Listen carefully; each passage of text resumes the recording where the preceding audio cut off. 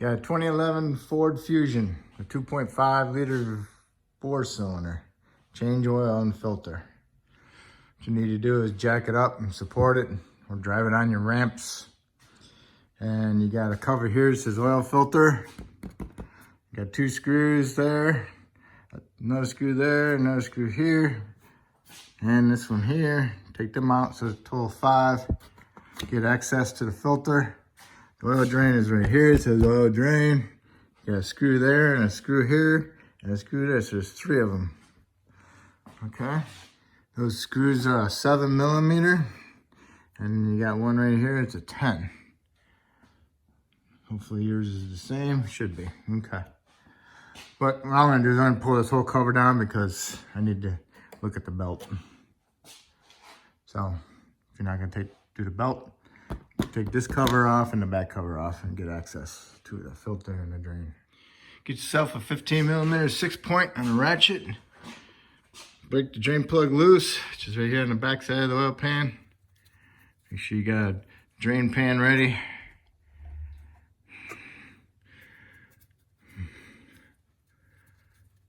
Okay, coming out. Make sure the drain plug gasket's not sticking to the oil pan. All right, there we go. Don't look like there's too much oil in it. Maybe a 1.5 quarts. All right. Okay, make sure you got a gasket with your drain plug. Okay, set it aside. Let it drain till you got a fine little stream coming out or dripping. While it's draining, you might want to check your tire pressures and check your front suspension for loose parts. Remember you grab the wheel at 3 o'clock and 9 o'clock and you move it back and forth. And I can't do this one properly, but can you hear that? I got excess of play in my tie rod in. I checked this side's good. No play in this side. But passenger side, yeah. Okay, need the tie rod in. And you go to the back and you spin it. See if the brakes are frozen or anything like that. Grab them and move them back and forth. See if you got any play in them for your wheel bearings. Inspect your shocks, make sure they're not leaking oil.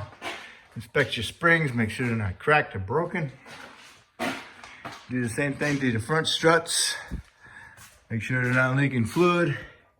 And look at the spring above them, make sure they're not cracked. And always look at your tires, see how much tread you got. No tread. Need new tires. Okay, so we're still draining. So set your tire pressures to what the manufacturer says on the door when you open it up. I like 36 myself, so, but, okay. I'm gonna let this drain a while and then I'll loosen up the oil filter, which is right there, okay? Okay, it's streaming. I had enough of it. I don't have all day. So, make sure your gasket's on the drain plug. Make sure it didn't strip out. Tighten it up. Got like 15 foot-pounds of torque on them. Not crazy. Okay, because you don't want to strip it out. These places strip them out. And then I'll put them in there and hopefully they don't leak. So then when you take it out, hey, it's stripped out. Oh, you're to blame. All right. It's tight. I just give it an oomph with my body. That's all I do. Now all I need to do is loosen up my oil filter and let it drain.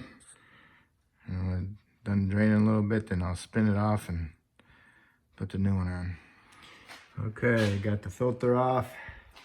Make sure there's no gasket stuck up there from the filter. Get your new filter. Make sure it's got a gasket on it. Put some lube on the gasket. What you want to do is you want to wipe off that surface and then put your oil filter up there.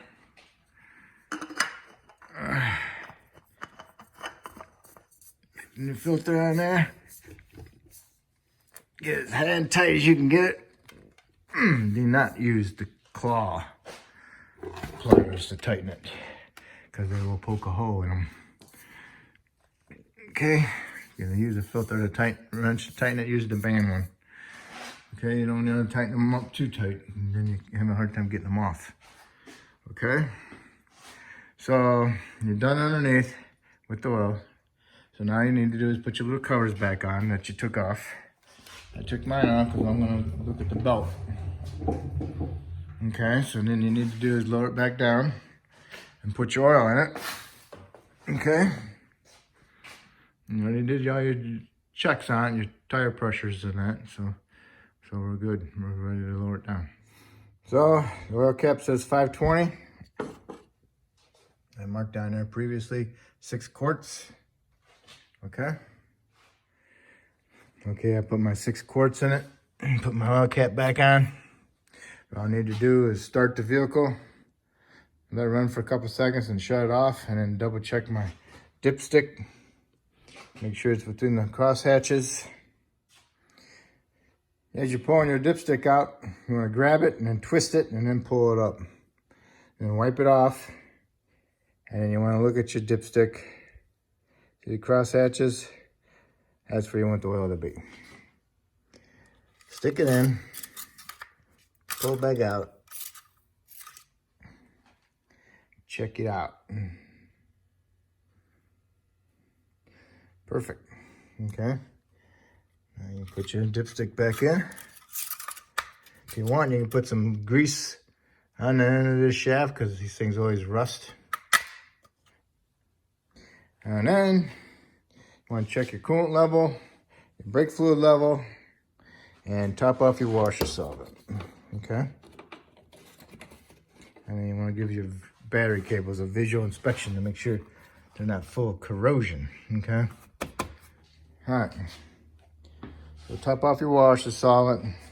If you want to check your air filter, you got a clip there, a clip here, and a clip there, and then you can take this filter housing and tilt it up, and you can pull that filter out of there. And then if you want, you can loosen the clamp up here a little bit and give you a little bit of extra movement. Okay. Okay, you topped off all your fluids, coolant, washer solvent, and if your brake fluid is low, then you're possibly gonna need brakes pretty soon. So you might wanna just top it off, get by. You got enough oil on it, your dipstick's back in there, and your oil cap's back on. So when you're done underneath the hood, you can shut it. Don't forget to put your oil change sticker on there. 3,000 miles more than what you have on your odometer right now. And that's how you change your oil. Okay, all right, you're all set. If I helped you out with this, please subscribe to me. If you already did subscribe, I really appreciate it. Thank you.